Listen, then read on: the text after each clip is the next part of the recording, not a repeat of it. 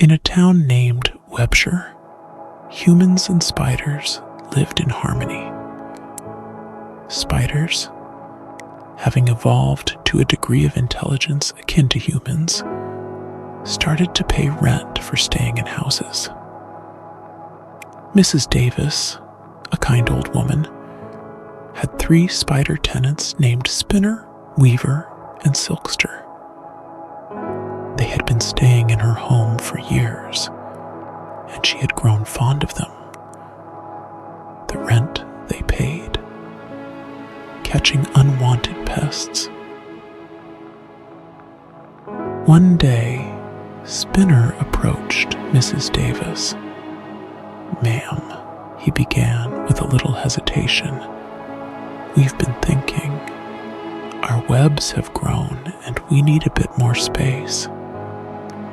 Would it be possible to renegotiate our rent?" Mrs. Davis pondered for a moment.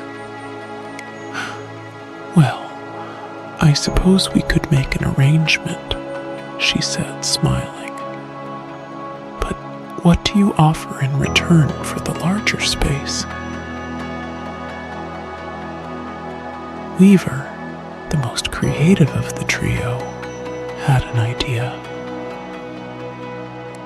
"How about we weave you beautiful designs, silken tapestries that can be the envy of Webshire?" Intrigued, Mrs. Davis agreed, and soon her home was adorned with intricate webs that shimmered in the sunlight, attracting tourists from all over town. She began charging for viewings, and in no time made more than she ever did from the rent.